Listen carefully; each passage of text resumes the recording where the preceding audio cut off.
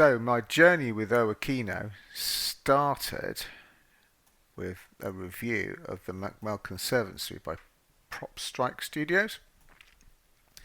Our very first video on YouTube actually. So I decided to do a little flight and I wondered where to do it from, and I found this airfield here called Owikeno Airstrip, which when I went to explore, it turned out didn't actually exist in X-Plane.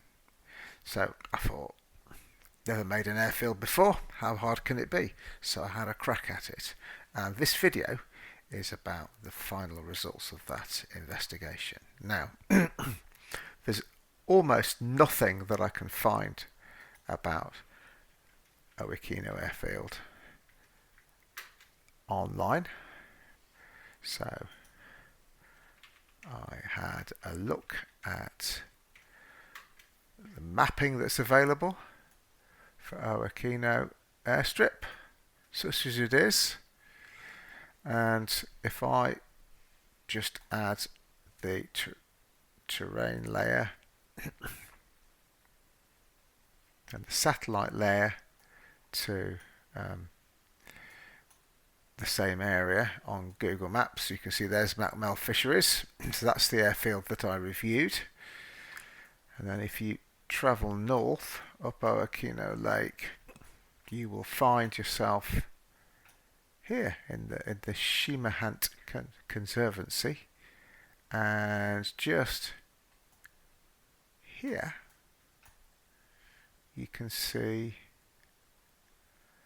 very faintly the airfield, or the airstrip should I say. Now I think that this road is probably slightly in the wrong place, because it looks from OpenStreetMaps like it travels alongside the airstrip, which isn't unusual in Canada as far as I can see for some of the other airfields I've flown into. So then the question was, so alright, there must be somewhere to park, but where is that place to park? So having scratched my head a little bit, I concluded that this area here, if anything, is likely to be the most likely area. I could be completely wrong, of course, but I've got to start with something.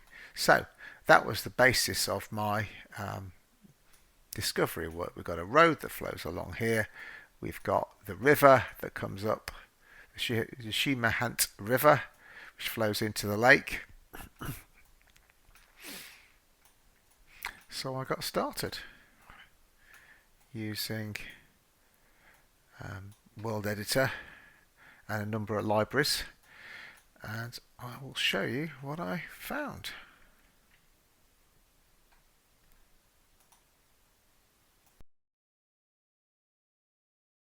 Now I'm not going to attempt to teach the dark arts of World Editor, because I'm barely qualified. I've just about succeeded in scratching out a tiny airstrip, and there are much better qualified people on YouTube to teach you those skills if you need them. But I can show you what I did. So if I select Owikeno, there we go, and open it, you can see here. Now if I put the Esri imaging, which is a third version of the satellite imagery that you can get hold of, onto here, you can see that we've got Owikeno Lake and the Shemahant River there, and you've got the road here.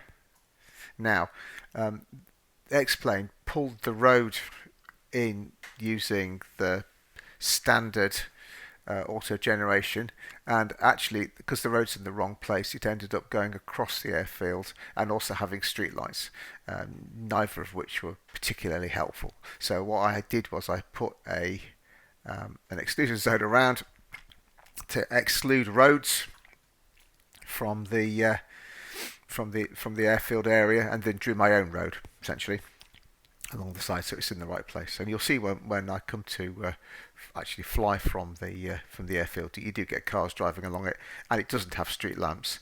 It feels a little bit more true to the reality. Accepting, of course, I've never seen a picture of the reality. I also put in there's a trail that goes into the forest as far as I can see from the aerial map. So I put that in as well. But it's quite a useful marker if you're attempting to land from the north. Although it has to be said that landing from the north is a tricky old experience because of this mountain here, and the wind either goes whooshing up and creates lots of lift, or comes whooshing down and creates lots of sink. But either way, by the time you get to here, there's lots of turbulence, and coming in from the south is much less complicated. So I wasted a lot of time trying to land successfully from the north before I realised that landing from the south was better. Few things of note. The first, I guess, is this here. Right, so some little tents and some people lurking by the southern end of the runway. But this here is a campfire object from Handy Objects, and the campfire object is good and useful because it has smoke that billows into the air and flows off in the direction of the wind, which makes it a very neat alternative to a windsock. Its only downside really is it's black smoke, not white smoke, and I haven't quite worked out how to fix that yet. So yeah, and this is the parking area that we talked about, and I've stuck a container in there just for someone to store camping stuff when people land and take off. All right, so that's that. It was actually, I mean, it's taken me quite a long time, I suppose, to get settled on the current arrangement. But actually, persevering, watching loads of videos, reading the manual occasionally, it's really quite easy to produce good results if you just persevere with World Editor. I think it's a lot of fun actually. I'm very satisfied to get it right.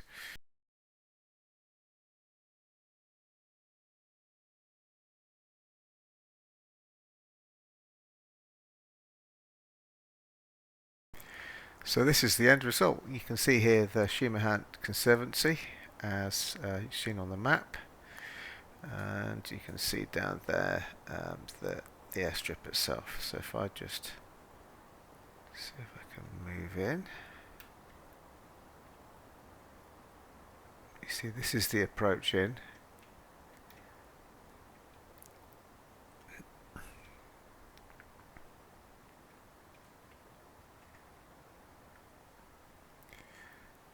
You see the rebuilt road running alongside the airstrip.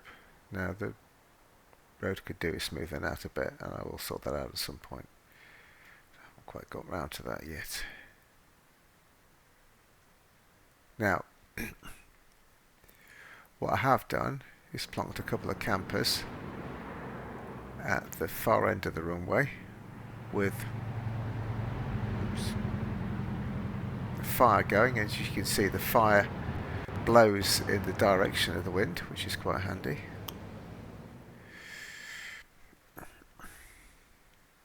See if we can do this without crashing. Ooh. And there's the parking at the far end that you can see, and the path that goes off into the woods. There's a container for storing your fishing gear, and there's more campers this side of the runway as well. There, look. Okay, again with the fire going. There are also a couple of static aeroplanes that can be seen dotted about through the trees, which is quite nice.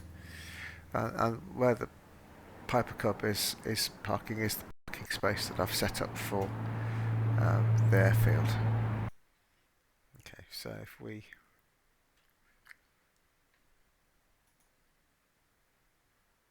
Hook up to the aircraft and hop in. Switches are on. Mixture rich. Crank the throttle open a little.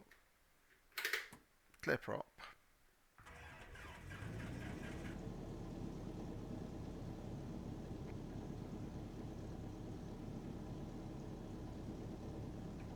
And then taxi forward.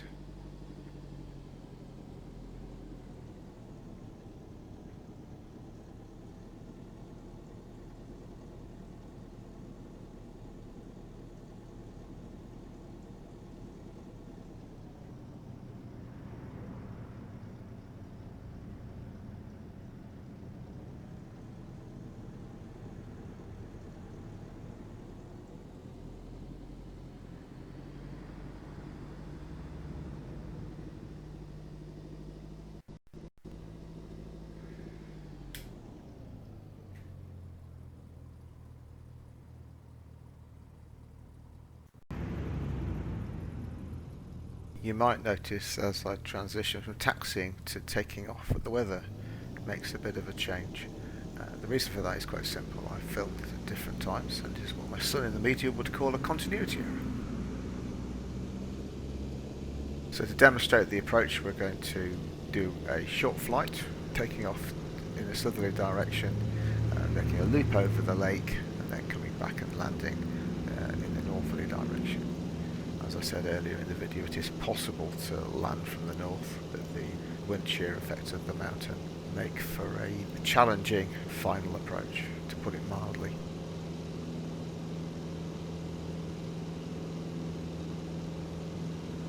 Explains environmental effects can sometimes be a bit strange, but I think the sun shining through the mist is a particularly effective and beautiful example of when it gets it spot on.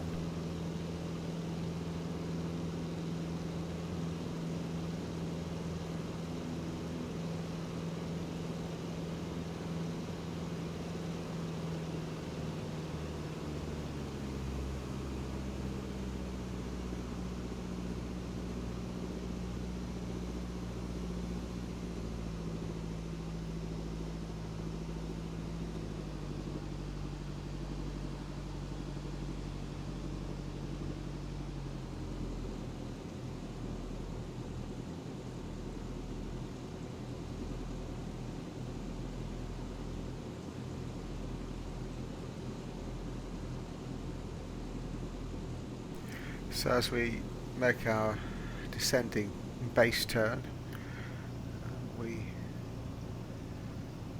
get into a landing configuration, get the first notch of flap down and start looking for three visual markers. One on the left is the jetty, on the right is that little inlet there and the path going up through the forest, and then ahead of you you can see the actual runway itself. So as we cross the shoreline, looking to be about 300 feet, about 50 knots, it is quite challenging because there are some quite high trees on the final approach, so keep to one notch of flap, gently descending.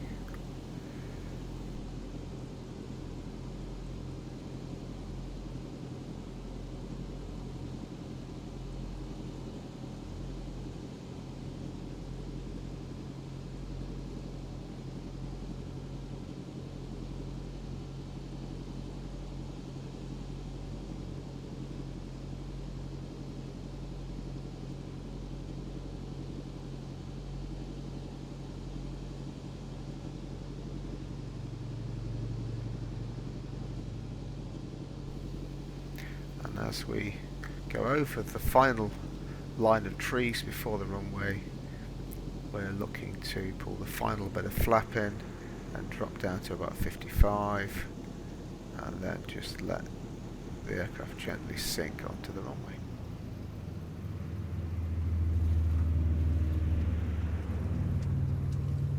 And there you go. Landing at Owikeno Strip. As I was recording the sequences for this video, the day came to an end and a really rather spectacular sky developed in X-Plane, and it seems a shame not to just include that final flight of the day as the sun set.